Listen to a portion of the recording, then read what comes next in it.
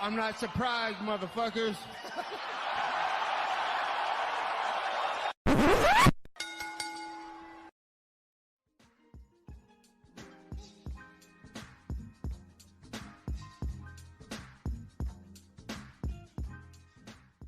What is up, ladies and gentlemen? Welcome back to Courtside Soundoff podcast. Once again, I'm Josh Evanoff. As always, welcome by the one and only man of the hour, too sweet to be sour. It is Angel Ortega. We got a lot of stuff to talk about this week, boys. UFC Vegas 97, but it is UFC 306, also known as Noche UFC Fight Week. Riyadh season. Excuse me. Hold on. I got to give Turkey his plug. Turkey Al Sheikh's Riyadh season sponsoring Noche UFC. Let's get that straight. It's like you know I've told you the greatest movie game of all time is the King Kong game from like 2005, but they don't call it the King Kong game. It's Peter Jackson's King Kong, the official game of the movie, is the title. It's not UFC 306. It's Turkey Al Sheikh's Riyadh season. Dude, was that just presents UFC 306? Was that just an early 2000s thing where like video games or movies got video games? I mean, it was kind of. Didn't Night at the Museum get a fucking video game? Night at the Museum got one. It was a very common thing. Cat in the Hat was a banger. I was going to say Cat in the fucking Hat. Cat in the Hat was a banger. You ever play the Madagascar game? Dude, on PS2, the cat just pulled up. Cat jumped up. Don't do that. But yeah, you saw. Did you ever check out the Madagascar game on PS2? I think it was PlayStation 2. The what game? The Madagascar game on PlayStation 2. Yeah, that's not a joke. I did play the Madagascar game. That's not a joke. I think it was on PlayStation 2. It was on PS2, Xbox, GameCube, like all those at the time. At the time. Yeah, there was also what's another one? I played the Fantastic Four game for the movie. Shout out what was it? Chris Evans and yeah. Is Jessica Alba in there? Yeah. I think. Yeah, shout out Jessica Alba. Dude, she was like the one in those early 2000s. You know what I mean? You know, there was like those girls like Avril Lavigne, like they were them at that time. Yeah. Wasn't Britney Spears like she was definitely one up there too, man. She was up there. So there you go. But I don't know, man. Yeah, I mean, for the early 2000s, they loved doing that shit. They loved making like let me rephrase, movie games. You know what I mean? It's not as common a thing now, but I still see them occasionally. Like I saw like a year or two ago, they had Jumanji, the video game with The Rock and Jack Black and all that. So yeah, that stuff used to happen way more commonly in like the early 2000s. I don't know why. It was just like a pop culture thing. You know what I mean? But yeah, that's the way it was back then. But yeah, man, like I said, it's like how that was the long title. It's not UFC 306. It's Riyadh season presents Noche UFC. So that's going down Saturday night. Also Saturday night across the town in Vegas, Canelo Alvarez, Edgar Berlanga. It's been a while since it's actually felt like Vegas is the fight capital, bro. Hey man, this September. So they're gonna be at what again? Vegas fight capital of the world. Yeah. The T-Mobile Center. So they're gonna be at the T-Mobile, and then across the town at the Sphere, we're gonna use Noche UFC. I'm actually just kind of curious how far away they're from each other. To Las Vegas Sphere. I mean, the Vegas Strip is like 4. I mean, I don't know if the Sphere is off Strip or not. Oh man, I know that the T-Mobile is right by T-Mobile Arena. That's what it's called, right? Yeah. Try to do the T-Mobile Center. T-Mobile Center. No, that's ours. That's ours. Dude, believe it or not, it's a no bullshit and car 10 minutes. Yeah. All of Vegas is like Vegas, from my understanding, is a really small town. Could you imagine if you left from one event to go to the other one? I'm sure somebody's gonna do it. By the way, maybe Oscar De La Hoya, maybe. I mean, by the way, you saw that? Did you see that Turkey and Oscar are gonna be at the Sphere allegedly? Dude, that's so fucking funny to me. That's so funny to me. By the way, is Canelo gonna do the thing where they wait again, or are they just gonna run it? They're just gonna run it. They're just gonna go head to head. They will. So I remember Canelo afterwards was like, "That was not my choice. That was DAZN making the call, and that's not gonna happen again." Oh, that's what he said at the time because he hated it. He thought it was, I mean, I get it though. Well, at the time too, it's like, dude, it was. Was that the Jorge? That was Jorge versus Nate Diaz, yeah. MSG. The Rock was there. Trump was there. It was a huge fight. You know what I mean? Like MSG, right? Yeah, and UFC 244, and it wasn't even close. So I get why they went ahead and decided to, postpone. But at the same time, it was a ridiculous look. So I don't know. Canelo fucking laying down on the fucking couch. Taking a nap. Kovalev taking a nap. You know what I mean? So, yeah, man. Let's hope that doesn't happen again. And then that fight ended late as fuck, too, because of that. It did, yeah. Granted, though, boxing's, like, notorious for fucking going into damn near 2 in the morning at times. They are, yeah. 2 in the morning our time. Yeah. But anyways, man, we should go ahead and before we break in all the action, we are brought to you by 2 quick sponsors, Rogue Energy and ELYXR. Rogue Energy keep me filled up whether I'm at home at the gym or doing this show. They get me to the finish line. They can help you get there as well. Code Soundoff at checkout. Code Soundoff for 10% off. Meanwhile, ELYXR, Angel's pointing to it right now. We have it set up. The Rogue Energy don't have the ELYXRs out, but yeah, man, ELYXR.com as well. They're gonna get you really high with their Delta 8 products. Once again, code Soundoff, all caps, when you spell the name, all right, for 10% off. Did you say remember the name? Yeah, one could say remember the name. all caps, remember the name. Yeah. Anyways, man, honestly, I'm not gonna spend a lot of time on this card. Mainly because I'm so psyched for this weekend, but we do got to recap UFC Vegas 97 from, you guessed it, guys, the UFC Apex in Las Vegas, Nevada. The greatest venue. The greatest venue. It's up there with the WWE Performance Center. It's up there with my backyard. I mean, hey man, it's a legendary venue. All right, it's somewhere in between. It's up there with Kimbo Slice's backyard. Yeah, it's in between Waffle House at 3 a.m. and the Tachi Palace. But yeah, man, we had some fights go down, and overall, this card was not bad. Actually, there were some bangers in the main event. Sean Brady picking up a solid decision win over Gilbert Burns. He mixed in the grappling and the striking. Gilbert Burns tagged him at times, but even then, it seemed like he wasn't able to get off as much as he wanted. And there were a few rough moments, but overall, a dominant win for Sean Brady. Afterwards, he gets on the mic, calls out Ian Machado Gary. Ian Machado Jerry is what he called it. Cherry. I thought he called him like Jerry. Like Jerry or Cherry? Whatever. He was concussed. He fought for 25 minutes. So, yeah, man, what do you think about that fight being next for Sean Brady? I mean, for one, I think it's a good call out. I think out of all the call outs he could have done, I think that's one of the better ones. Because I wasn't quite sure who he would call out or even consider wanting to fight next. Regarding the fight itself, I think he kind of answered. I'm not gonna say he answered all these questions, but going into this fight, I know people were kind of questioning, like, I don't think people were saying like Sean Brady doesn't like getting hit. He doesn't want to be hit. Yeah. Granted, though, at the end of the day, though, who wants to be hit? Fighters don't really want to be hit. That's why it's the dumbest complaint all the time. Honestly, it's the dumbest complaint. I remember back in the day, Brock Lesnar doesn't like to be hit. It's like, yeah, no shit, dude. Like, yeah, dude. Do you like getting punched in the face? Yeah, I mean, you can name like 5 guys total throughout UFC history who like getting hit. You know what I mean? Brian Barberena.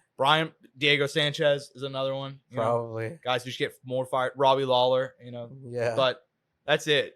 I mean, so yeah, Sean Brady, like you said, I mean, he didn't react badly. You know what I mean? Like, there were a few moments where he got tagged. By the way, like, I saw that the total strike count, this isn't like significant strikes, at one point was like 221 to like 50 something. Damn. It was insane. I mean, yeah, and I thought he passed the test with flying colors, man. And now at welterweight, Sean Brady ranked number 6 behind Colby Covington, who somehow ranked number 5. He's beaten nobody at all in that welterweight rankings. He's been ranked number 5. Sean Brady. It is kind of wild that his ranking hasn't deteriorated somehow, somewhere. It's really up to the young guys to just push him out. I mean, yeah. I mean, at this rate, it's hard to push him out though when he won't fight. You know what I mean? And it's on the UFC. It's on the UFC to have pushed him out already. But also, it's not even the most egregious one, because you just go down to heavyweight and then it's like, boom, Stipe Miocic ranked number 8. It's like, brother, what? Stipe fought. Well, I mean, dude, Stipe has not fought. I mean, we talk about it all the time. We don't need to break into it, but he hasn't fought in, March of 2021 was his last fight. So yeah, pretty ridiculous. But yeah, still ranked number 8. That being said, it is still fun to say that 2 dead guys have more recent wins than Stipe has a fight at all recently. Yeah, I believe it was August of 2020. So in that time, Anthony Rumble Johnson, R.I.P. And former UFC middleweight Elias Theodorou, the ring boy of Invicta. The Spartan, both of them passed away. Both men have more recent victories than Stipe Miocic and he's gonna fight for the title in about 2 months. So Yeah, man. Anyways, just to kind of rein it in, good win for Sean Brady.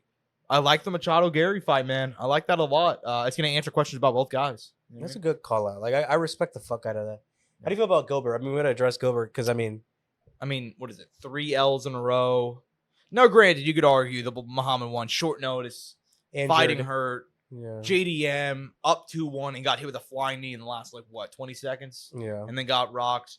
It's hard to really blame him for either one of those and just to fault him. But at the same time, it is like, man, this is the first one where I was like, damn, he really is getting old. He's what, 38 now? 38 at 170 pounds. Which, I mean, credit where credit's due. I mean, the performance he's put in those fights, it's not like he's getting blown out of the water or anything.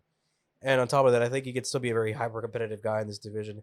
He could even, like, under the right circumstances, I think at this point it's going to be very hard, though, to get to that title. But it is, like, it's close. You know, that window's closing, and it's closing hard. Yeah. Yeah, and I'm interested to see where he goes from here. And at 38, 3 losses in a row. I mean, he hasn't had to fight down hard. I mean, like, can you look at the rankings again? I saw you had it pulled up for a second. Yeah, for sure. So he's now Gilbert Burns at number 8. And here's the thing. He's gonna probably end up fighting another young guy, dude. Just like he's gonna fight Michael Morales. I hope not. They could do Kevin Holland. I think that'd be fun. Kevin Holland would be fun. Michael Page would be fun. That could be fun too. Buckley would be fun. Wonder Boy rematch somewhere down the line. I mean, like, here's the issue for me. It's where does he want to be? Does he want at the age of 38, seemingly past his prime? Does he want to fight younger guys and try and fight for a title, or does he want to have fun fights? You know what I mean? And there are a lot of fun guys at 170 if he wants to take that route. And even then, taking that route doesn't mean you won't find your way back to a title shot. Sometimes that shit happens. You know what I mean? It's a weird game. Everything falls in the right place. Yeah, it's a weird game. So we'll have to see what happens. But yeah, man. It's unfortunate. I love Gilbert Durino, but it is what it is at age 38. Like I said. This co-main event broke my fucking heart. Look, man, and we also got to eat some crow here. Because we were like, hey, why is Natalia Silva that big of a favorite? She should 3-1. Still should have been that big of a favorite, though. I think even if she did win.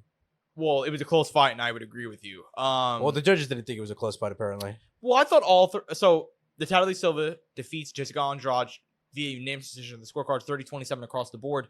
However, obviously, those 3 rounds, even though they gave her all 3 rounds were close. I thought, you know what I mean? Like Jessica Andrade lands. What is it? 4 more strikes in each round. We're having a completely different conversation. Yeah, you're not wrong. In the end, though, Silva speed kills, man, and Andrade over the course of the fight too, and it's something I saw other people brought up over the course of the fight. This is what was so impressive to me. It's one thing for Silva to come out and catch her off guard with her speed, which she did. And Andrade in round 1, I think you could have argued round 1, round 2, both toss ups. But it was round 3 whenever the fight was close, it was tight. Silva came out and landed more strikes in round 3 than she did in rounds 1 and 2 combined, I believe. I think I heard that on the commentary too. Yeah, absolutely insane performance by her. Very young still. And what did you make about her performance on Saturday? I mean, good. I mean, no matter what, like a new face in the division is very important. There is no downside to a young talent coming through. I mean, it's not like we just didn't see Andrade beat Dern and who was it before that? Marina Rodriguez. So she's still clearly at a high level. Yeah, exactly. So it's not even a situation like she's washed or anything like that. Obviously, she's coming in here older now, smaller, but that's the case for every single one of her fights in the UFC at this point. She got outstruck pretty badly on the numbers, man. And in that round 3, yeah, she landed 40, not combined more, but still, she landed the most strikes in round 3, 10 more than round 2, and 14 more than round 1. Impressive stuff, man. And also the most accurate round, too. So we got to give full credit, man. It was a close fight, but in the end, it was a well-deserved win. Well-deserved win. And I'm very interested to see who she's going to fight next, obviously. Let me see. Can I find her ranking? Is she even in the rankings? Did she even get pushed through? She even get pushed? It looks like she didn't get pushed through. Right there? Oh, no. 14. Yeah, no. She's number 6. Number 6 now. Oh, wait, she's 6? Yeah, she's number 6. Wait, Women's flyweight. Okay. Yeah, Okay. we didn't see her. My bad. I think I might have been looking at. I was looking at pound for pound. My bad. Yeah, no, you're good. But yeah, ranked number 6, man. Sky's the limit. I mean, I'd love to see her fight. I mean, Damn, that top 5 right now. That's a dude. Women's Top flyweight. 6 will include the champ in there. Wow. God, women's flyweight's so good right now, man. I would love to see her fight either the winner or the loser of Blanchfield Namajunas, honestly. I think that's the fight to make. Yeah, man, I was so impressed by her on Saturday. I gotta admit it. Had to eat some crow there. Very impressed. Although I still 3-1 favorite, still pretty wild. But what are you gonna do? Yeah. It's not like anybody here bet on Andrade to win as the underdog. Right. Also on the main card. At dude, catch weight. this guy is fucking for real, dude. Steve Garcia, the mean machine. 6 wins in the UFC, all in a row by finish. I believe, I could be incorrect, is that now the longest It active is. finish streak in the UFC? It is. And not even out of a heavyweight, a middleweight, Out of or a a light guy, heavyweight. out of a guy who, I mean, he goes back and forth, but we'll say for the sake of argument, a featherweight because he was a featherweight on Saturday. You know what I mean? Well, almost a featherweight. Well, I thought wasn't it Kyle Nelson that missed weight, or am I fucking stupid? I don't know. We'll find out. Well, yeah, it was Kyle Nelson. So Steve Garcia was a featherweight. Kyle Nelson was a lightweight on Saturday. I mean, when you kind of say it, I don't know if anybody's talked. I really haven't heard anybody hype up this victory that much. I'm a little disappointed. How do you not give this guy a ranked opponent next? Here's the issue: nobody's been hyping up Steve Garcia this entire time except for us, because these fights are happening on UFC Apex cards. And they've all been finishes. Exactly, and nobody watches UFC Apex cards, and that's that just is what it is. Like I work on. He didn't break through the rankings. So you look at the rankings real quick. There's no way, right? Oh no, he didn't break in. Unless I'm dumb and completely missed it, but yeah, no, he's not ranked still. Dude, you could give him a fucking Barbosa. That'd be a banger. That would be a banger. It also depends on where he wants to fight too. But I think for right now, he's sticking to featherweight. Oh yeah, 45 is Barboza, definitely a move. Barboza works. Ige works. Giga. Although Ige's booked. Yeah, Diego fighting this weekend. Bryce Mitchell. Would that be wild? Bryce Mitchell against? That'd be kind of a weird one, but Bryce needs to get back. That's just a weird matchup. I know, you wouldn't think about it. Would that not be interesting? No, I mean, dude, Josh Emmett. I know that's super out there. Josh is like, oh, dude, that's too high. They wouldn't make it, but that's a banger. That down the line, right? Down the line, that'd be insane. And Josh Emmett said, like, he's down. He's getting older now. He said, like, maybe I'll move to the lightweight. Maybe we'll have some fun fights. That'd be a fun fight. Dude, that'd be dope if he moved up to 155. I'd love to see some Josh Emmett at 155. I would too. So yeah, man, Steve Garcia, the mean machine. God damn, he's good, man. I'm really impressed. I think I bet on him to win. Full disclosure. But at the same time, I did not expect him to run through Kyle Nelson the way he did. That fight was not close. So yeah, man, shout out Steve Garcia, the mean machine. This one was a heartbreaker to me. Cody Durden coming in here on 4 days' notice, defeating Matt Schnell, who loses his final fight. Yes, Matt Schnell retiring post-fight. The flyweight who, since joining the UFC a few years ago, has given us some of the most insane flyweight fights of all time. I obviously think about the Sudin Matajiri fight from about 2 years ago now, where it looked like a crime scene afterwards. In putting his gloves on both down. On both ends. Hell of a comeback. Yeah, man, Matt Schnell retiring, and they did not give him the mic, man. I kind of hated to see that, but I mean, he might have spurted it on them. You know what I mean? Yeah, it was a surprise. I mean, he struggled, but I didn't think he was on the verge of retiring. He's only 34. He's lost 3 in a row, 4 of his last 5, but it's all about the names, man. I mean, he's only lost to the best, and including this fight, Cody Durden is a dog. You know what I mean? So it is what it is, but yeah, man. Sucks to see. At one point, he's obviously getting old now for flyweight too. 34. 34. Yeah, I'm gonna be 35 in January. I get it. Did he give any reasoning? Did we see anything on social media? Did he come out with anything? Any statement? No, which makes me wonder if he's kind of regretting the decision. I wonder if maybe it was. You never know. I mean, there could be a health reason. There could be a kind of like, I'm settled. He's happy with what he's done and he's ready to move on. And fighters make impulsive decisions like that all the time. You know what I mean? Like, they really do. And it just is, but it's a game like that. And that was a banger fight too. And to dive into a takedown and get choked out instantly, he might have just been feeling some type of way and decided to do it. But we'll just upset, and we'll see if he comes back, man. I still love me some match now. That being said, good win for Cody Durden as well. As far as the rest of the card, man, Trevor Peek suffering a loss, which sucks to see. But I mean, guys, Come on. You know, He's an action performance. Yeah, he's an action fighter. I don't expect him to win every time. Chris Padilla murdering Rong Zhu. Dude, that Dr. eye. Stoppage, yeah. Wow, that was a brutal one. Isaac Dulgarian, we didn't even talk about this one. Entering the fight as a minus 2,400 favorite, the biggest in UFC history against Brandon Merab, whose only UFC appearance was him getting finished by Terrence McGiddy in 20 seconds. Look, man, this fight, there's some times whenever it's hard. It's hard, right? If you're a minus 2,400 favorite, what can you really do?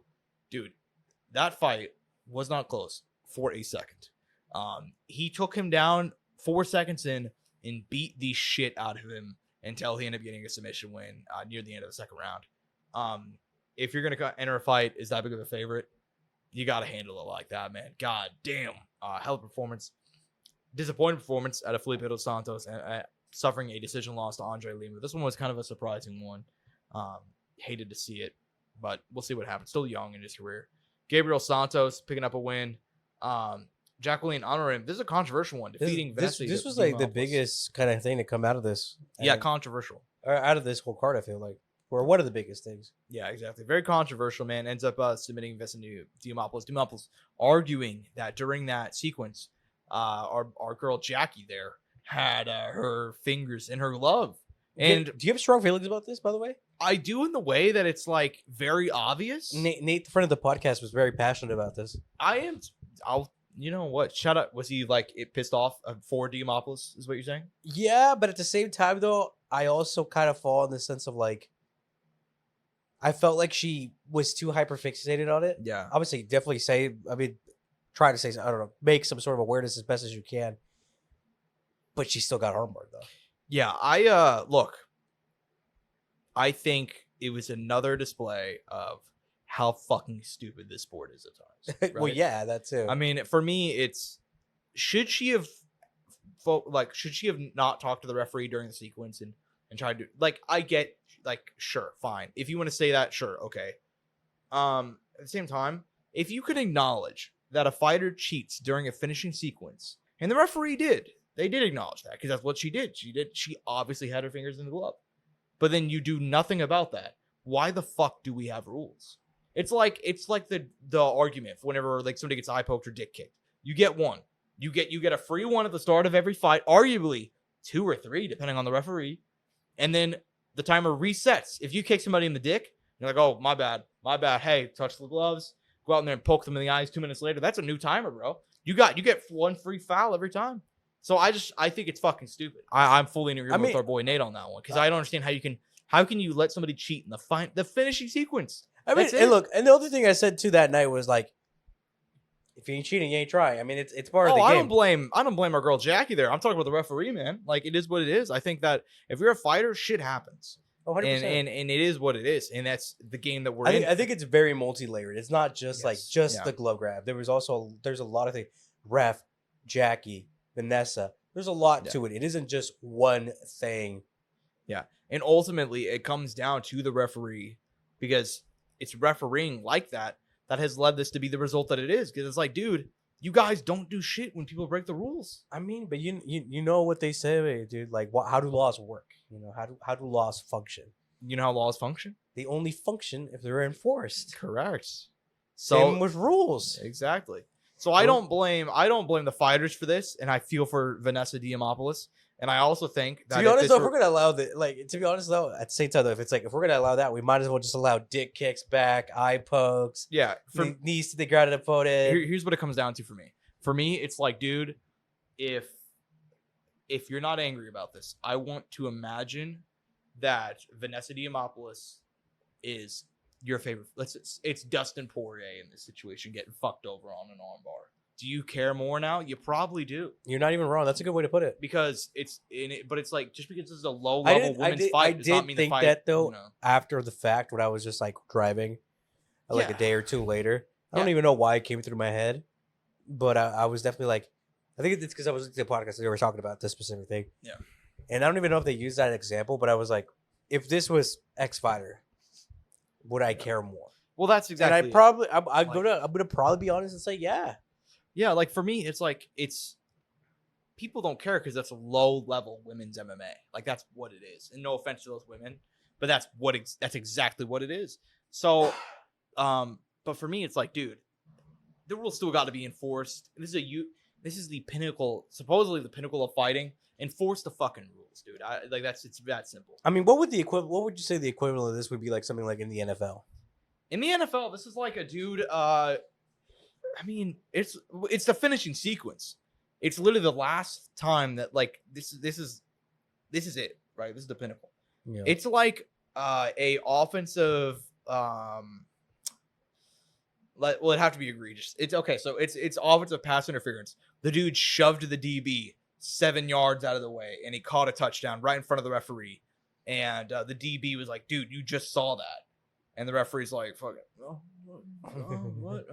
Fucking, something's in my eyes, bro. I didn't fucking. It was coming through my watch. I didn't see what time it was. You know, like just like that's what it would be, bro. Like that's exactly what it is because that's the only time if there's a time for the rules to be enforced, it would be that. That would be the time, and you didn't do it. So, whatever, man. Who's the ref for that one? Do we know?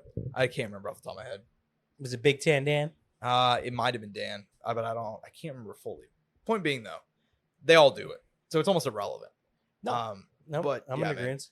Shout out Andre Petrovsky defeating Dylan Butka, who looked like, dude. Normally I'm not this guy. I saw Dylan Butka on the scale. I'm like, yep, I'm adding Petrovsky to the parlay, man. He looked half dead and missed weight by 3.5 pounds. So unfortunate for Butka. And then our boy Nathan Fletcher. Hey, good for Petrovsky. He got a portion of Dylan Butka's purse, which I'm sure was like $5K, and that's exactly. And I think I turned it to $2,500. Yeah, exactly. Shout out. After tax, whatever, maybe closer to like 18, but yeah. The fact that Misfits Boxing pays almost as much as the UFC does is insane to me for minimum. Okay. But anyways, yeah. So that was the card, man. Overall, a solid one. But by the way, did you see the opening fight?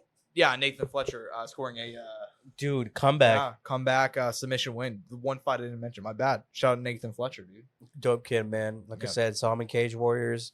Had high hopes when he came through the Tough House. Now he, opened up a card. In the Apex, but hey, man, that's still a big deal. Yep. Pretty awesome to see. For sure, man. That being said, we have an insane card going down this Saturday night. Not from the UFC Apex. Oh my God. No. Oh my God. No. Boys, oh my God. We're at the Las Vegas Sphere this Saturday night. Las Vegas, Nevada. The fight capital of the world. Like I said at the start of the show, man, it's been a while since it's felt like Vegas is really the fight capital of the world. They got not only a fight in a massive fight card going down to the Sphere, 10 minutes away, right down the strip, T-Mobile Arena, Canelo Alvarez, Edgar Berlanga. We'll preview that after this. But look, man, I don't think it. I think this is the case for most combat sports fans who like both. Far more excited for Noche UFC. Turkey LL Sheik. It's Riyadh season presenting Noche UFC. I'm far more excited for that one. And as everybody kind of knows, going down to Mexican Independence Day, Dane in the UFC, he said that he wants this to be a love letter to the Mexican people. As a Mexican, what do you feel? I think is this the card? Is this the card that you're comfortable with for Mexican Independence Day? Give me your thoughts. It's pretty close. Obviously, the main event, you would probably want some, obviously a Mexican fighter in the main event, but you still do have a Mexican champion there, which I think is important. Yeah, and not even just that, but you also got people who aren't just actually Mexican and born in Mexico, but also Mexican Americans like Brian Ortega, Raul Rosas Jr., who I believe was also born in the States, but obviously reps Mexico, if he was there. Who else? I'm trying to think of, Diego Lopez, someone who's embraced the Mexican culture, Brazilian, but moved to Mexico at the age of 19, helped in a gym and kind of the position he's in. And the fighters are gonna show that warrior spirit. I think no matter what, people are shitting on the card, but the thing I'm hoping and I'm banking on is it's like, dude, these guys are fucking gladiators and they're coming out to put on a fucking show. Yeah, and I think the presentation's gonna be beautiful. What they've said is gonna be amazing. I am if I could have afforded it, I'd love to be in that venue just to be there. If there was one card I could go to this year, this would probably be it. Yeah. Obviously, it has it has special meaning to me for obvious reasons, but I am a fan of this fucking card. Like, I Yeah. love this card. I love these matchups. Like, every fight fucking excites me. There's not a single fight on this card that I don't have interest in. There's not a single fight on this card that I don't want to sit down and watch. Usually on a card, you could probably be like, oh, maybe I can skip this one. No, fuck that. Yeah. I want to watch every single fight on this card. Yeah. Well, and let's be clear here, too. 10 fight card. Slim for a pay-per-view. But nice, though. It's going to go by pretty smooth. And Granted, though, they could get fucked by finishes. They could, but we'll see. And then, no, let me also be clear. Like, I made the joke, like, you're the Mexican on the show. I got to ask. But, like, oh, but Josh, they do. You're also Mexican, you know? Yeah, basically. Right. Yeah, man. And they're going to highlight Mexican history. They're going to highlight Salvador Sanchez, Julio Cesar Chavez, guys like that. Damon said throughout the show, you're going to have mini Easter movies, eggs. You know, Did you hear about that? Yeah, he's going to find a way to fit in John Jones somehow. He's going to have Easter eggs. Dude, I wonder what that means, because he said $25,000 for people who find these Easter eggs. Like, what the fuck does that even mean? Yeah, so, like, Dana, I don't know. We'll see. We got to get the fucking Call of Duty Zombies Easter egg community out here, dude, to help us. Dude, come on, guys. Dude, we might have to go on Reddit and be like, yo, motherfuckers, we need your help this weekend. Guys, we need you. If you could hey, look, if you could figure out the Origins Easter eggs, okay? If you could piece that together, you can piece together Dude, this. I can't remember what game it was, but I think it was Black Ops 4 where they were making that, and they were talking about zombies in that game, and they're talking about all like the Easter eggs they were do for that COD. Yeah, I remember they said that there were still Easter eggs in World at War that people hadn't found. I love that. I love it whenever shit like that happens, dude. Honestly, when they don't find Easter eggs for I saw there was an Easter egg found in like Mario 64 like 6 months ago. Like they just found it. Fuck. Yeah, it was like some dude no clipped through like a wall. Like he like found like a way to like slide through like a wall, and he found like a hidden room, whatever. Like, that's dope. I know. So we'll see what happens with Noche UFC Easter eggs. But look, man, enough about the card itself. We know some people hating on it. We're both pretty big fans of it. I think it's not the name power you would want for an event of this magnitude, but it's the fighters. The fights. It's the fights, and I fucking love fights. I love good fights. That's what it comes down to. We're DTF here, man. Yeah, we're down to fight. And in the main event, Nudu's also down to fight Sean O'Malley. The Sugar Show is back in Las Vegas, taking on Merab Dvalishvili, the teammate of the man whom he won the belt from over a year ago. Obviously, the Machine out of Georgia, I believe, Georgian, riding a 10-fight win streak. Last defeated Henry Cejudo in March. Dominated Triple C. You know, he's waited a long time for this title shot. He's facing a man who's developed quite the rivalry with. He's talking shit to him. The two camps are fighting. You know, Aljo was like, "Hey, man, next time I see Tim Walsh, I might slap him up. You're putting yourself on the target. You're a coach. You're supposed to fucking stay out of this." It's gotten really heated. That being said, as the fight itself goes, main event in Noche UFC, neither one of these men are Mexican. But no, Sean claimed being Mexican. Oh, really? How much? Is he like 0.8%? No, well, he's married to a Mexican. He has a child who's half Mexican, half white. Oh, shit. Okay. All right. Well, you know what? And also the flag on his belt. You know how they do the flag for your country? He chose Mexico. Well, shit. Hey, man. And by the way, he did that a while back before. I do remember that. I remember the belt thing. Yeah. So, I mean. Hey, man. You know what? I respect it. I tip it. But Rob out here repping Mexico, too. It's kind of crazy. Hey, man. I respect it, though. It's based. Shout out Mexico, man. Shout out Mexico. Regardless, man. Viva Mexico. Viva Mexico, cabrones. Okay. Damn. Anyway, there was some passion behind that. John. You know me, man. I'm gonna pull up with the flag. Though. I'm gonna pull up with the flag Saturday. Dude, I'm gonna go buy a flag day of just to pull up with another flag. That'd be hilarious. You show up with like. I'm not gonna say that. We're gonna get canceled if I say that on the show. I'm gonna pull up Mexican flag, luchador mask on. That's my set. Now, what Mexican luchador are you gonna choose? Let's see how authentic you're gonna be. Anyways, sounds like Sin Cara. Yo, Sin Cara's still killing it these days. Shout out Sin Cara, bro. I saw an interview with him recently. He was talking about struggles with the WWE, but that's off topic. That's off topic. The point being, Sean O'Malley, Merab Dvalishvili. Who do you got in the main event? I mean, dude, my opinion has never changed for this fight. I'm gonna pick Sean O'Malley. My whole thought process is, people have like continuously doubted Sugar throughout this run and still do. There's people who are just like, just wait till you get to Merab. You know, like people are just writing off Sean. I think on the feet, Sean is obviously like leaps and bounds better. I think the scariest position for Sean is probably being on his back in this fight. Mm-hmm. I saw someone say maybe like Chad Mendesy, Conor McGregor-esque, little glimpses of that kind of it.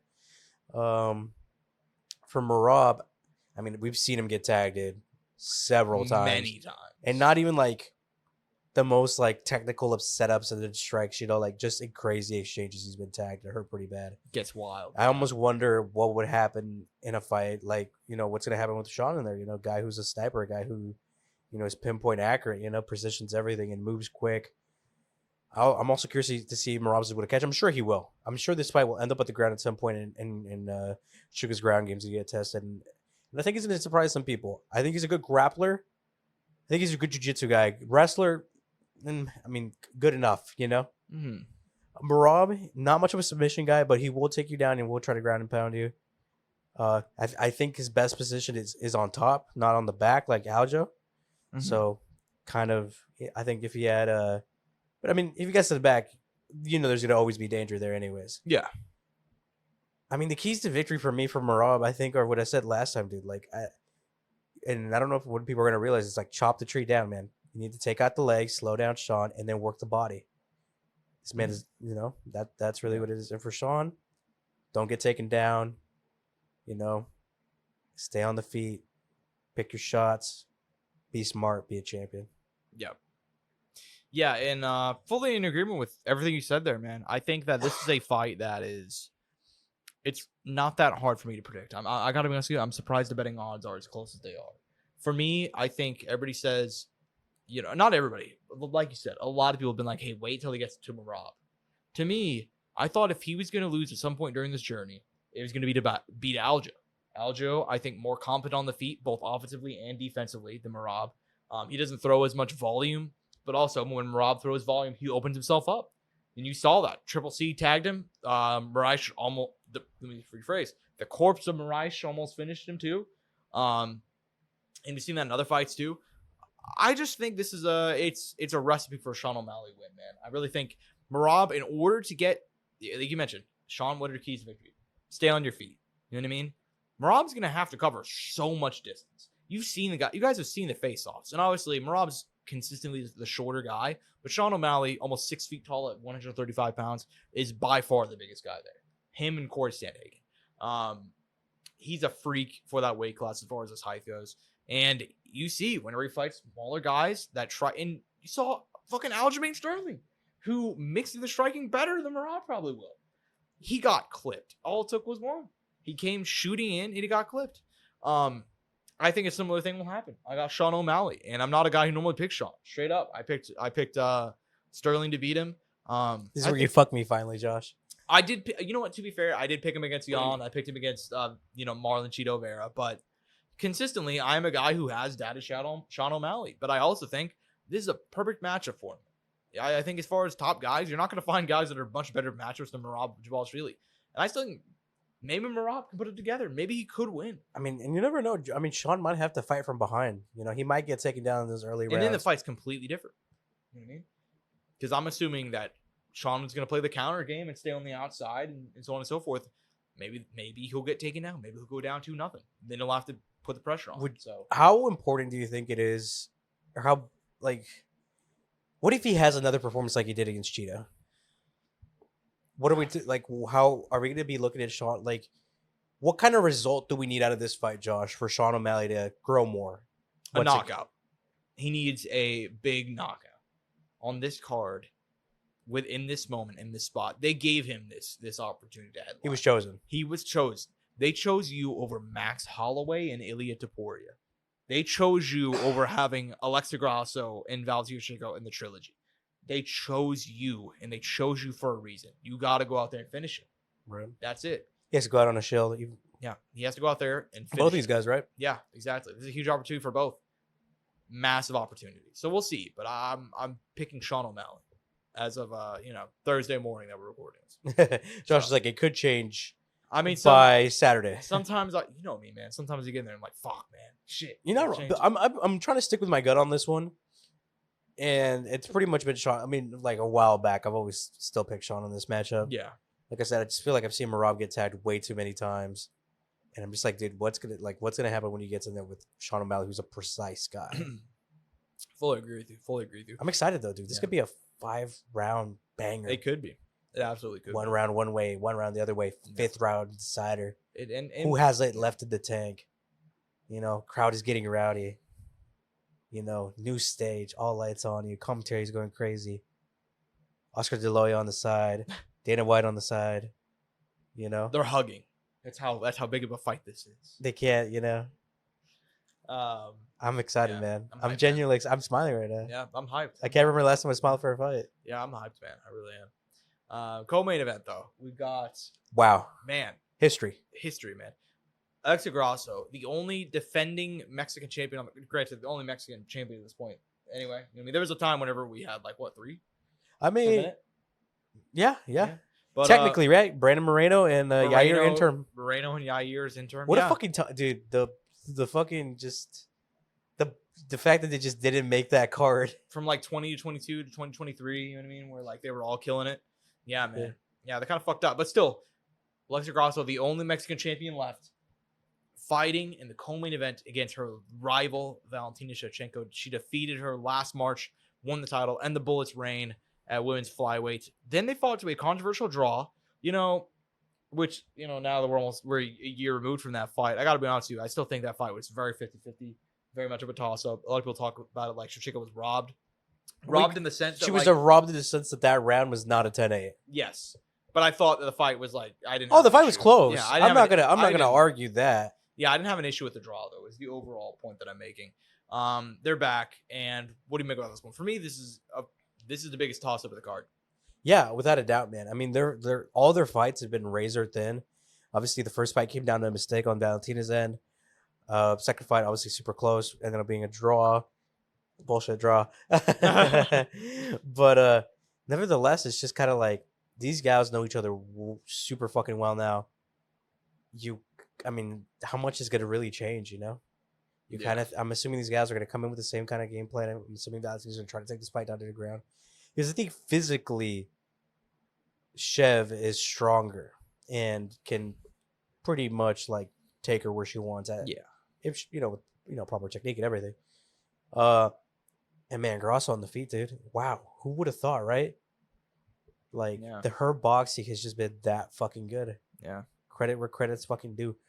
She has one of the most fascinating career growth that I've seen ever in this sport. I do not know who I could fucking compare it to. I mean, can you think of any other fighter ever in the UFC who's kind of had this kind of similar journey to her and kind of growth? No, mainly because of how accelerated it was. You know, I remember back in the day, she got signed out of Invicta. Everybody was like, okay. And don't get it twisted. She still has troubles on the ground. Not as much as they were. No. Because in the past, I mean, there was quite literally times she'd be on her back looking up at the ref, with a closed guard, hoping that she'd get stood up. Yeah. And she's improved leaps and bounds to the point to where she submitted Shevchenko in the first fight. You know what I mean? So, capitalized on a mistake. Yeah. But I remember, like, when she came to the UFC, I remember at the time, everybody was like, okay, this is the girl. This is the woman that is going to grow Mexican MMA. Her and Irene Aldana, both. Correct. But particularly ELYXR Grasso at the time. Part of Yeah. it because, her look and all so on and so forth. But I And the remember weight class, right? Exactly. But it took time. She came in, and I have it pulled up here, lost 3 of her first 5. Now, granted, Felice Herring, longtime vet, Tatiana Suarez, future champ, and Carlos Esparza, a former and future champ at that time. So, I say Tatiana Suarez, future champ. She hasn't won the belt yet, but come on. So, point being, man, she struggled. She drops down to flyweight in 2020, and since then, she is undefeated. And even when you're heading into that first fight with Shevchenko, I'm like, damn, man, like, she's looked really good, but none of her wins stood out as being like, okay, she is future champ material. Okay, she's going to live up to the hype that she had years ago. And then it took one fight that Shevchenko win. And in the rematch, a lot of people were like, man, she lost the first 2-3 rounds. She's going to get worked here. Instead, razor close fight. Kept her belt. She's had insane career growth. Like you said, the boxing, everything's worked together very, very well. She's much younger than Shevchenko. She's 31, just turned 31. Ships 35, 36, I believe. 36. And we know her story here. Even before she lost to Shevchenko, she's struggling against Talia Santos. She's had struggles in the past. Do you think ELYXR Grasso leaves the cage and still on Saturday night? Man, I hate to switch it up, man. I hate to switch it up, but I think she does. I think she fucking does. Oh, okay. I thought you were gonna go Shevchenko. I feel Grosso's comfortable in this matchup now. I mean, Shev has a path to win. I mean, she could win this, man, and I could be completely wrong. I could have turned my back at the worst time. She could come in here and fucking head kick Grosso's head off and fucking give us a Jessica-like head knockout. By the way, how'd you feel about her comments about that? She said, I'm not leaving it up to the judges this time. I believe her. I mean, and dude, look, I'm not trying to be that guy. There's not many women in the UFC that I would take that comment seriously out of. Yeah. She's probably like number one on that list. I mean, no offense to the women, but they don't finish fights as often for a reason. I've been very conflicted on this fight. I did not know who I was going to pick walking into the studio. Have you today. consistently picked Grosso on this, or have you? I picked first fight Shevchenko, second fight Grosso. Okay.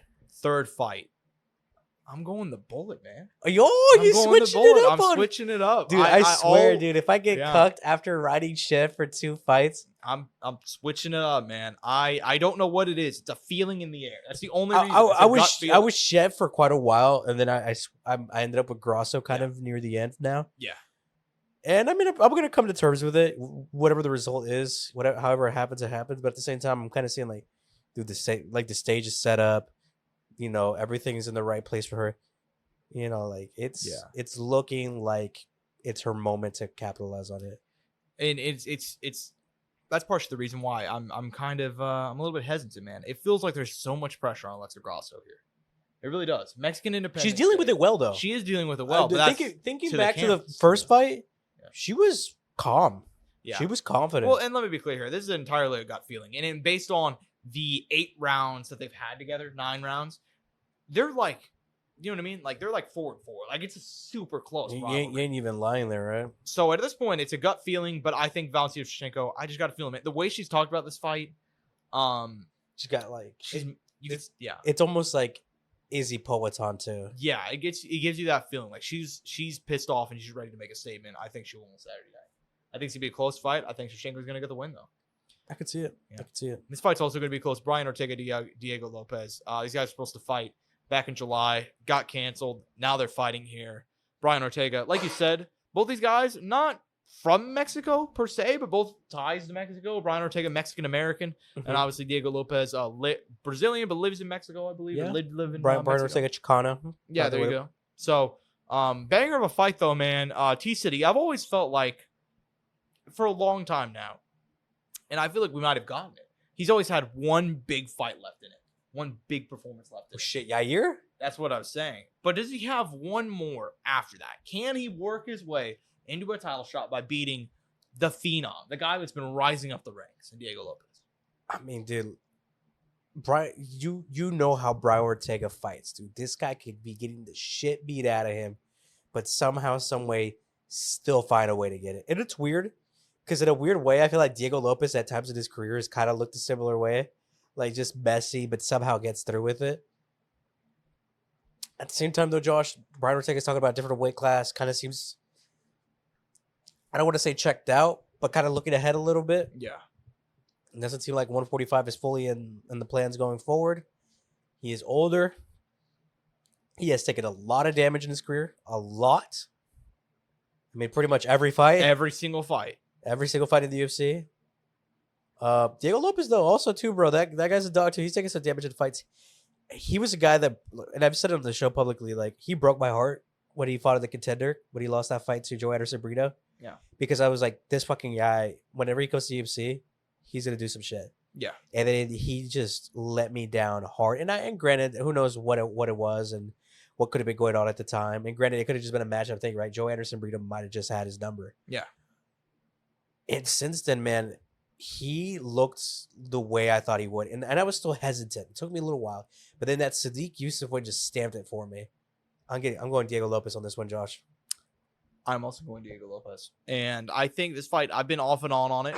But for me, it comes down to a few different things. For me, Brian Ortega, like you said, talking about another weight class is a little bit of a worrying sign. The fact that he pulled out of their July fight, the fact that he had such a poor weight cut, not a good sign. Obviously, it was short notice.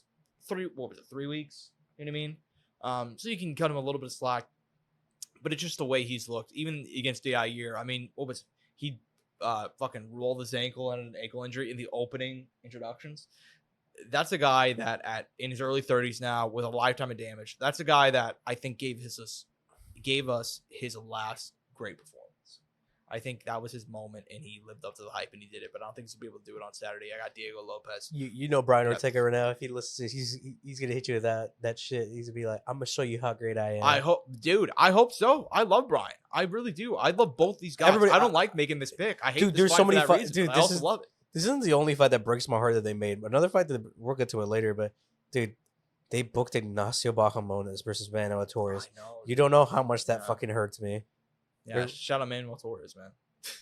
Talk about that in a minute, but yeah, I fully agree with you, dude. I love both these guys in the case of Brian and Diego, but it's gonna be a banger fight, and we'll see what happens.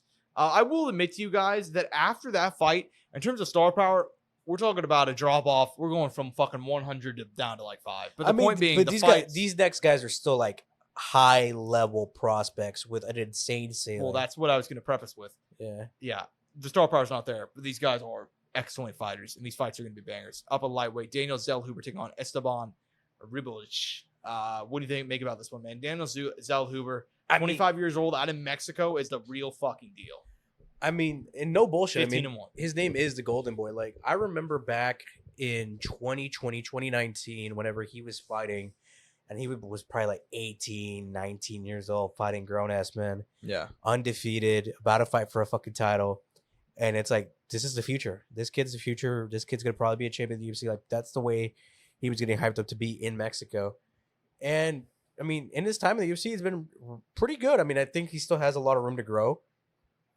He looks good. And, I mean, like I said, the kind of hope that he has is that this kid is the future, you know? They didn't just give him that Golden Boy name just because. They gave it to him with the fact that he was one of those, like, next-generation Mexican fighters that had the complete package. Could strike, could grapple.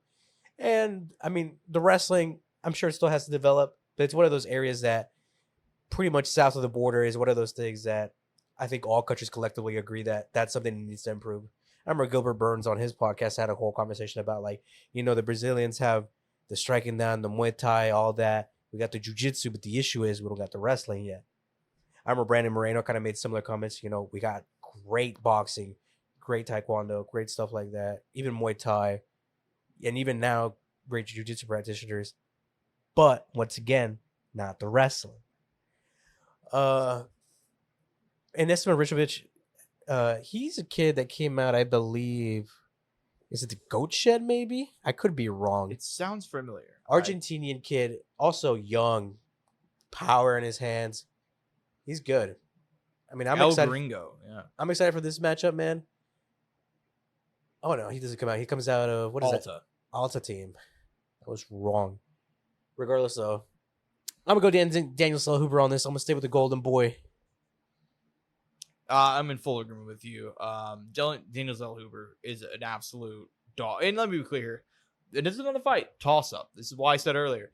The star power drops off, but the fights are excellent. And this is a guy, Esteban Ribolich, El Gringo, is the guy that knocked the shit out of Terrence McKinney in his last fight. At the same time, though, Terrence McKinney has had struggles lately.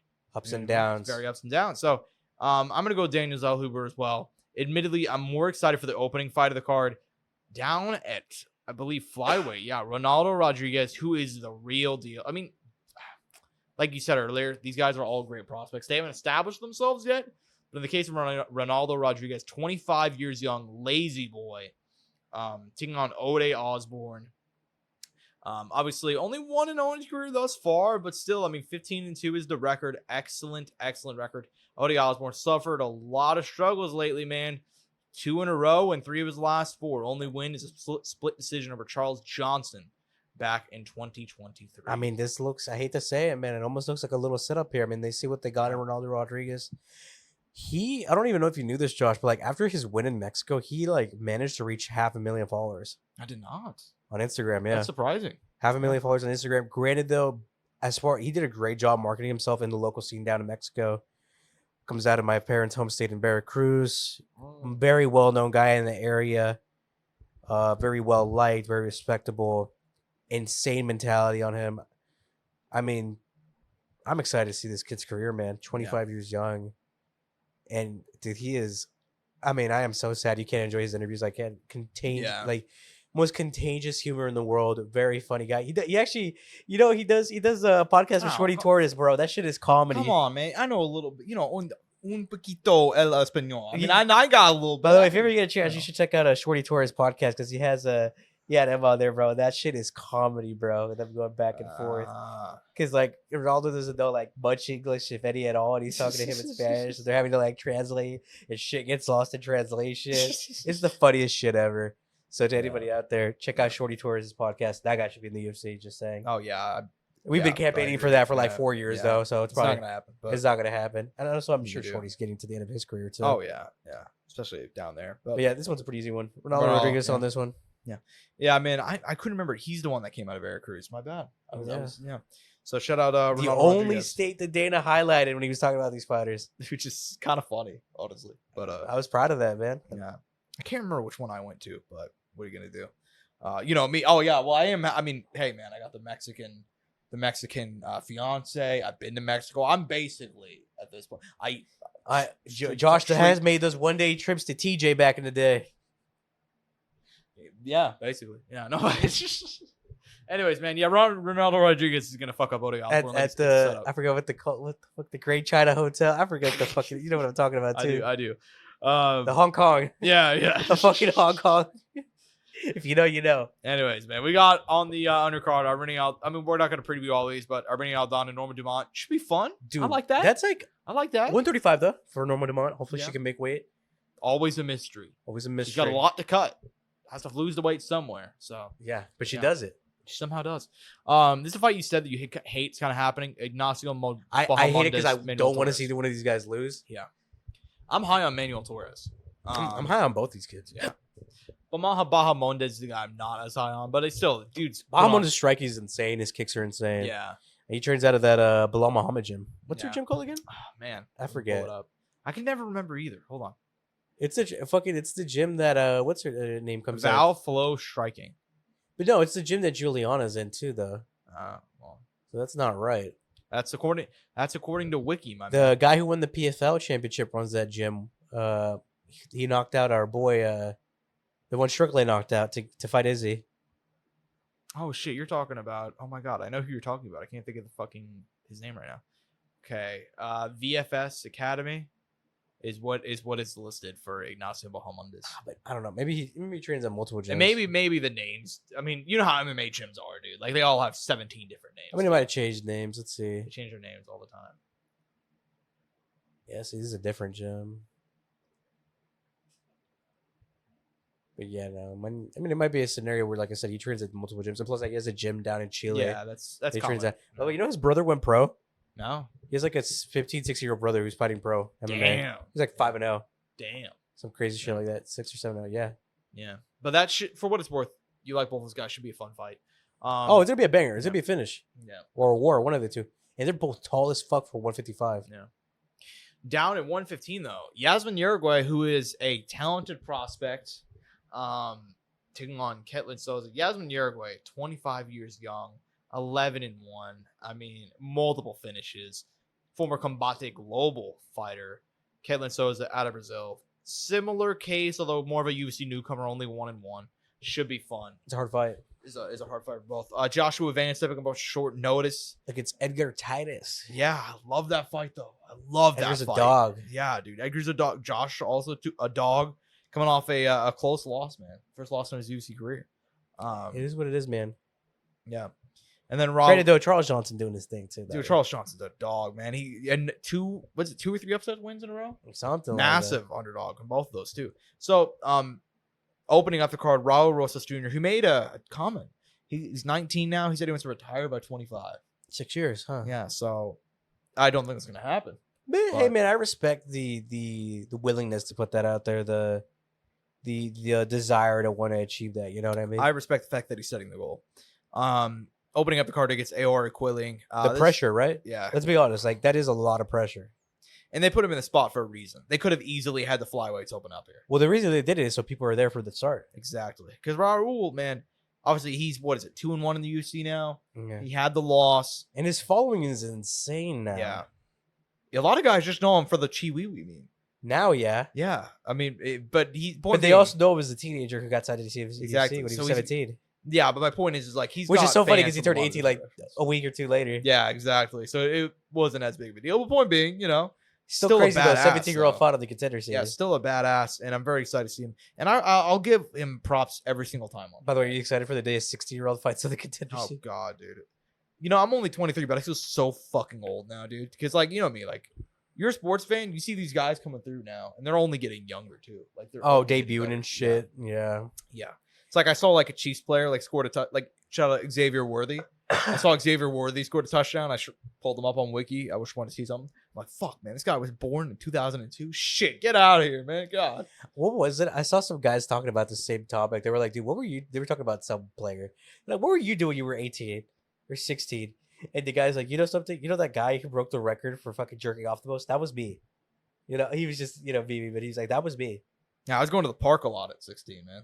That's why I can't fucking All right. cannot relate. But yeah. Anyways, man, Noche UFC is an excellent card. I could not be more excited for it. Brought to you by Riyadh Season. Yeah, brought to you by Turkey Al Sheikhs Riyadh Season. Go to Saudi Arabia. Sure, it's 120 degrees right now, but hey, Is it actually right now? it might be. I know that the Middle East has been setting a lot of records lately Dude, it's been stupidly temperature. hot.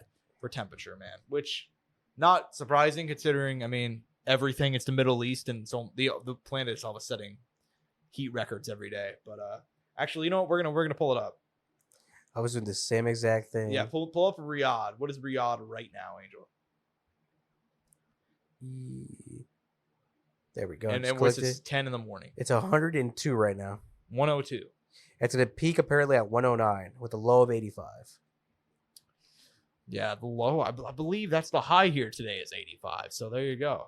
Shout out Riyadh Season. Shout out Turkey LLC. Jesus, it feels like 101. My goal is to get Turkey on the show and to ask him just really shitty questions. You know what I mean? Just like, so Turkey, as a Saudi Arabian, I feel like another question is, diplomat. it'd be like, how much money you have in your bank account right now, Turkey? Turkey? In Turkey, his I'm bank not- account. I'm not going to ask for in Turkey. We don't mean specifics, but just like how many zeros are at the end. Oh, no, I want a number. You want to know? You want a straight up number? Yeah. If it's, you know what? Why wouldn't he say it? I don't know. Exactly. Shit, I guess we'd have to find out. I'd be like, Turkey. So you brought up video games. Who is your go-to at Fight Night Champion? You're playing online, like look. What are his favorite games? You got to ask me, like, Cody, you know how they asked Cody Rhodes what his favorite video games Yeah, are? well, dude. And he had, like, the most chat answers ever. Yeah. What do you say? Wasn't like Zelda one of them? Legend of Zelda? Ocarina of Time. Yeah, Ocarina of Time. Great Yeah. game if you've never played it. Oh yeah, yeah. More of a Majora's Mask guy, but I think he had Red Redemption up there. God, what a 2. guy. Hey, the American Nightmare. Shout out Cody Rhodes, man. Adrenaline In my soul. So there we go, man. You know what UFC going down Saturday night. So I mentioned this earlier. 10 minutes away from the Las Vegas Sphere will be Canelo Alvarez taking on Edgar Berlanga. Main event, I believe, the Zone pay-per-view. Can you actually pull up the rest of that card? Because let's be honest, there's more than just one good fight on that. We'll give him credit where credit Yes, is due. we're gonna give him credit in the fact that this card is very good. The main event, I mean, it's Well, a card. You'll man. get by. You get by. Look, Canelo Alvarez is a minus 2,000 favorite as of now. That's it. No, it's Yeah, that almost feels like just gonna grow, right? yeah. So here is the main card. Okay, we have Canelo Alvarez, Edgar Berlanga, 168 for 3 of the world titles. Excuse me, 4 of the world titles. Co-main event, WBA World Middleweight Title, Battle of the Old Men, Landi, Lara, I can't pronounce it today. Jesus. It's Danny Garcia. Danny Garcia, at Caleb 160, bro. Plant. Yeah, 160. Caleb Plant taking on Trevor McCumbee, the undefeated Trevor McCumbee. Raleigh Romero, Manuel Jamis on the undercard, and Stephen Fulton, Carlos Castro. They even got guys on the undercard like Roman Villa, who's pretty good. Coming back here, Joshua Conley opening up the card. So they have some very big names. But the main event itself, I don't need to do this. I don't need to do the rant, but everybody knows the deal with the main event. I mean, It's not good. It's not what it could for Canelo. It could be so much grander. I think is probably the way to put it. But at the end of the day, it's still somewhat exciting, still somewhat interesting. But compared to what it could be, it is a letdown. in that sense. Yeah, Still Mexico versus Puerto Rico, which you know that shit always sells that does sell. in the You know. boxing world. Titles are on the line. Yeah. I mean, I get it. I get why they made the fight. Because Canelo doesn't want to fight David Benavidez. And they had to look from there. You know what I mean? Like, I mean, yeah. If David Benavidez is always the top choice, but you got to X that out. So where do you go from David Benavidez? You know what I mean? There are no clear guys after that. He's already beaten Caleb Plant. He's already beaten a lot of these other top guys. And to be fair, He beat one of the Charlos already. Exactly. And the other one can't stop getting arrested. So what are you going to do? Tyreek Hill? That whole situation was crazy. We have to talk about that off air. Yeah, I know. But yeah, and let me be clear here. I don't hate Canelo Alvarez, Edgar Berlanga. I hate that Canelo Alvarez versus Edgar Berlanga is happening in September of 2024. Berlanga is, I mean, what's his biggest win? We talked about this off air. McCrory, Jason Quigley, Steve Rolls, like guys who aren't even none of that's even close to what Canelo's even beat. Yeah, I mean, it's even his last opponent had beaten John. Like, if he would have beat John Caleb Ryder. Plant, at least you could be like, well, dude, he beat Caleb Plant. That's exactly where I thought it was going because him and Caleb Plant were talking shit for like before this fight got announced. I'm like, oh, okay, shit. Granted, though, He's Caleb trying Plant to stands fight. up to everybody else, though. Caleb. There's Caleb's one guy. a dog. If Bro. there's I love one Caleb. guy, if there's one guy you do not want to fuck with, it's Caleb Plant. You know something though? If Caleb Plant's your boy, though, he's a real one. Yeah, well, exactly, dude. Caleb Plant, ride or die, dude. I love me some Caleb Plant. One of my favorite boxers right now, man. Honestly. Just a straight up dog. We talked about this recently whenever Ryan Garcia was talking shit to him. I'm like, yo, Ryan, you might do that shit with Devin Haney. That's not a Caleb Plant's 168 and will go and try and fight you and your 20 bodyguards, which is exactly what happened. So shout out Caleb Plant, man, fighting on the card. And Trevor McCumbee, he's gonna fuck him up. Trevor McCumbee had kind of a similar case to Edgar Berlanga. Maybe he'd be good in a few years from now, but not a whole lot on the resume as of now. You know what I mean? So and they've been talking shit back and forth too. So I like that. Love that. We love that shit here. Yeah, and I like the co-main, but back to the main event. I mean, it is what it is. Canelo Alvarez is gonna go out Dude, there. I mean, it's still a lot of Garcia, you know. though. That could still become a banger. No, I think it will be, and that's why I think they stacked the undercard because they know that this main event's just not. It's just not it. You know what I mean? And Canelo coming back is good for business, and I get all that, but it's just like, man, if you weren't gonna fight our boy, Dude, this Mexican monster, dude, you know what's crazy? This could have been Canelo versus Crawford in the T-Mobile Arena. This is exactly what I'm saying. If you're not gonna fight our boy, the Mexican monster, David Benavidez, if you're not gonna fight him, like I said, there's not a whole lot of options, but there are options. Crawford would be a crazy fight. A fucking 3-division undisputed world champion. I guess 2-time undisputed, but 4 overall. You know what I mean? Coming up, already won a title down at 154. Coming up, that'd be a huge fight. I'd love that. Or, you know what? Fucking, you talked about the other guy rumored was Chris Eubank over in the UK. Fuck it. Fight Chris Eubank in Wembley. Why not? And Wembley, yeah. If that's the only issue, Well, though, you'd have to do it in Wembley for that factor. But the point being, I heard that it was going to be either Wembley or Tottenham or another big stadium, right? Do that. That'd be a huge show. But it's like, dude, I mean, this is just... They dropped the ball. They dropped the ball badly. And I'm going to watch the fight at my local Buffalo Wild Wings. And it is what it is. I like the entire card. I don't like this fight, and Canelo's gonna beat the shit out of him. So, that's all I have to say. I mean, maybe Edgar Berlanga will have his Teofimo Lopez moment. Maybe he'll rise up out of nowhere and just. Could you imagine? I mean, nothing. Everything's possible. It's boxing, man. Like, it's boxing. Whenever punches are being thrown, nobody is invulnerable. Nobody's invincible. No. And Canelo has already been upset once before. And granted, it was Bivol, and I couldn't believe Bivol was a fucking underdog. But you get my point. You know what I mean? Yeah. So yeah, man. It is what it is. Any final thoughts on this card before we go ahead and move on? No, man. I mean, I'm excited to see what Berlanga does end up doing in this fight, if he does even anything.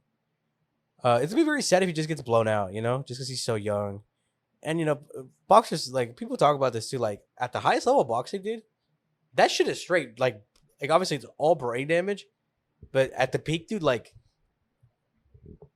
those fights you're taking at the highest level, yeah, those hardest hitters, those most accurate guys, yeah, those are the guys that are gonna leave that remaining damage.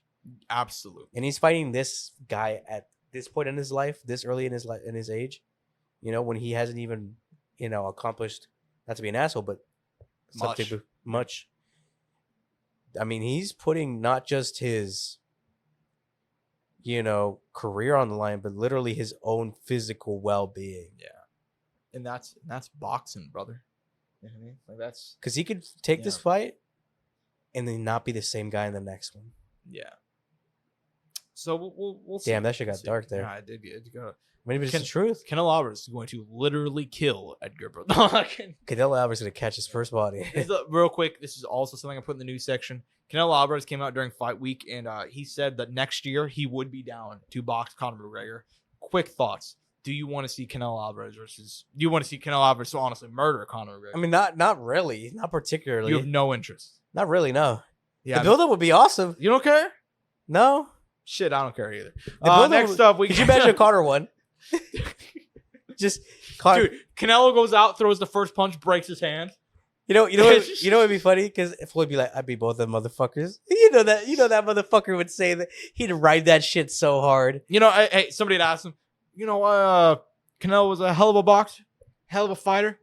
I tip my hat to him. Conor McGregor, same thing, but none of them were match Money May. TBE, greatest of all time. Nobody can do what I've done, yeah, man. Hell of a fighter, So, anyways, I don't really want to see it either, honestly. I'm down with crossover shit, but like, dude, at least make it the littlest bit competitive. Oh, dude, so we're gonna throw Kamaru Usman in there? Someone his actual size? Dude, you see Kamaru interviewing Canelo Alvarez? No, what the fuck? Kamaru interviewed Canelo came on his podcast to promote it. Jesus, and they talked about it. They talked about it. He's like, I just thought, at the time, I have a lot of power. I was feeling confident in my abilities. And I just thought maybe with my unorthodox angles, maybe I could come through, do something. And you could just watch Canelo's face the entire time, and he just stone faced like, dude, this motherfucker is tripping right now to think that he could even touch me. Yeah, it was a real moment between those guys. You know what I mean? But it's also like, if these two met on the street, I will say I did like the way Kamaru laid out his career. If he did win his fight after Leon, yeah, because it seemed very mad interesting. Because I was just curious. I wonder what would have happened next. I mean, it's the head. Could you imagine if he really would have fought Blachowicz at 205? It's just one of those. I mean, he would have. It's just one of those. I just would want to see what happened. Even if he got blown out, I just would have wanted to see it. I love men that dare to be great. That's what I'm saying. That's why I wanted to see Crawford in this position instead of Edgar Berlanga, God damn it, because I love men that dare to be great. You know what I mean? You could be comfortable at your career, but if you're like, I'm not comfortable, I might be killing motherfuckers at 170 pounds. But you know what? That guy that weighs 60 pounds more than me, I'll fuck him up too. Like, I respect that. And him calling out Canelo at the time, I respected it too. I just think he'd die in the same way Conor McGregor will if this fight happens next year. But Conor McGregor is too busy talking about being president of Ireland. So we'll see if he ever fights again. Oh, man. Yeah. Not even going to dive. Can you imagine that campaign? Huh? Could you imagine that whole campaign? Yeah. Conor's going to go out there and, talk about how they're eating the dogs and they're eating cats. They're doing transgender operations on illegal aliens in prison. You know what I mean? That's all that crazy. Normal 12-month abortions, just normal presidential candidate things.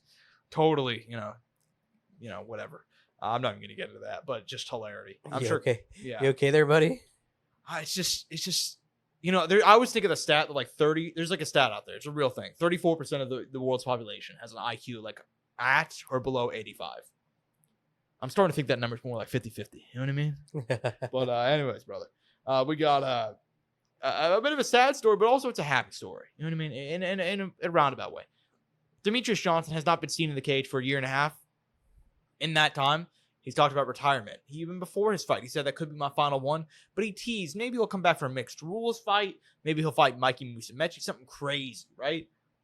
However, Demetrius Johnson takes to the cage at 168 in Denver, Colorado, the same place where he fought a year and a half ago. He gets in the cage and he says, "That's it.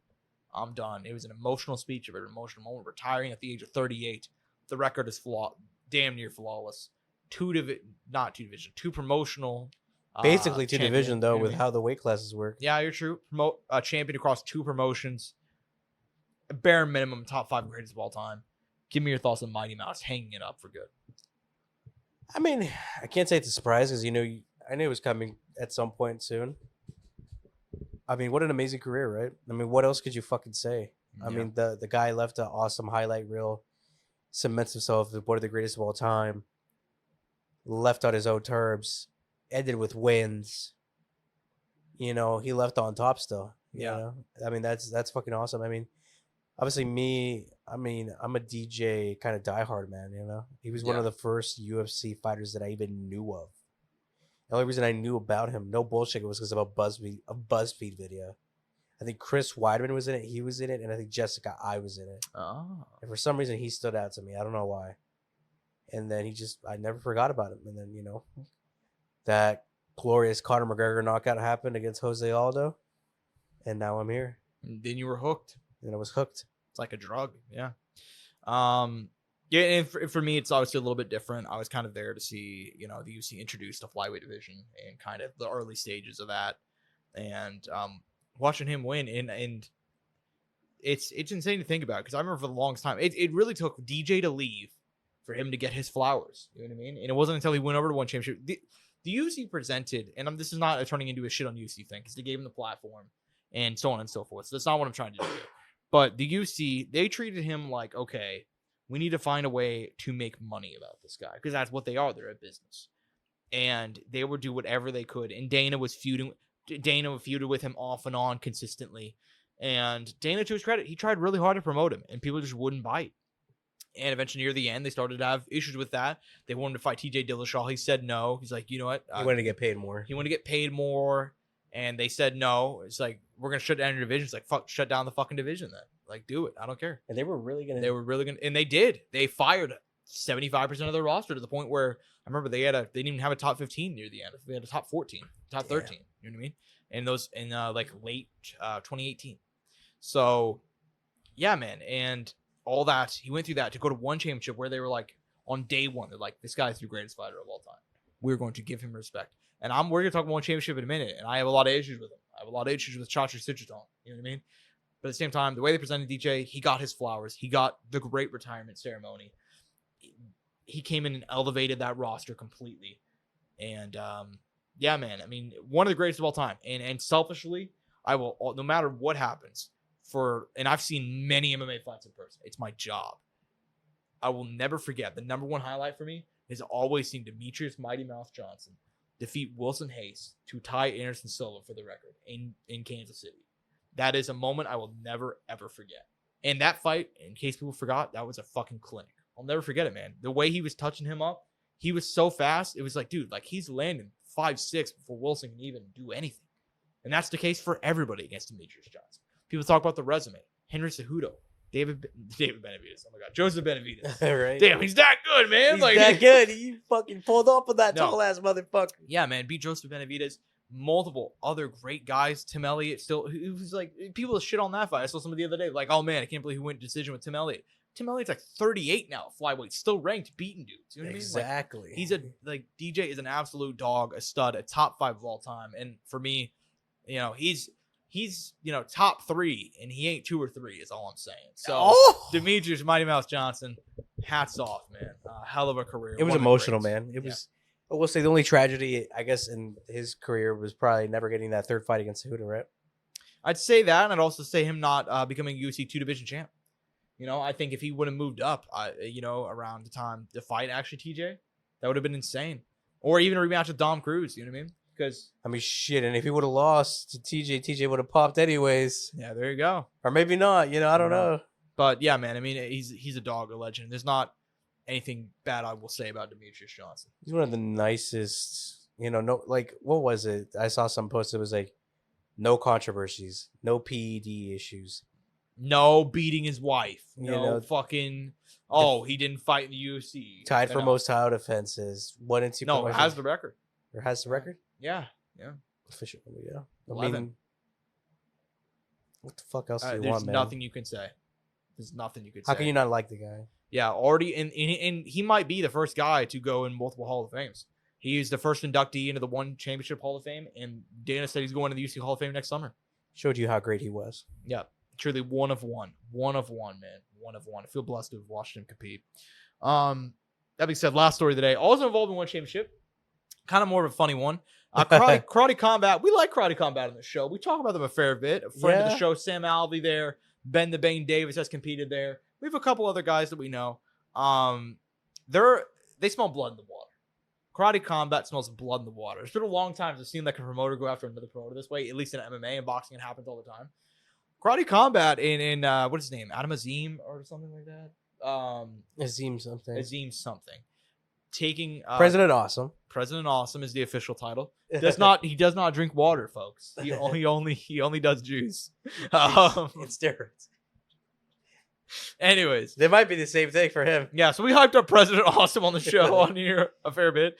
Over this past week, he's just been online shitting on one championship. By the way, just so Ruthless. you know, he's great on the fucking Jackson pod. If you really, I saw the video. Yeah, dude, I also saw him on Bisping. he's so funny. He's so funny, dude. And I understand. Some people are like, he seems like a bit of a car salesman at first, and he definitely gives me that sleazy vibe at first. But once you actually listen to him, very funny guy, and he cares about the fighters. That's one of the reasons why he's going after one, because he's like, hey, he's a coach. He runs his own gym. He houses fighters. Like, he's a good guy. The origin of this feud is that One Championship, they're doing Karate Combat's doing a show in Singapore where One Championship is based, and I guess One Championship told one of their fighters who was set to fight on that card, hey, if you or anybody from your gym competes, we're not going to sign any more of you guys from your gym. So they cock block. They basically cock blocked, and that's after that. Our boy President Awesome has been going hard at One Championship at Chatri, and he's also posting, like, he's talking about the shit that MMA media members have been talking about for the longest time, about how, like, they fake their numbers, about how they fake the hydration testing, which brings me into the story. So I reported back a year ago that One Championship was faking their hydration testing. There was a doctor who did an interview and talked about how, like, he specifically works to help guys cheat the hydration system. And One Championship knows this. They know that guys are cheating the system. They don't care because it's all just for looks. Well, there was one time where everybody failed.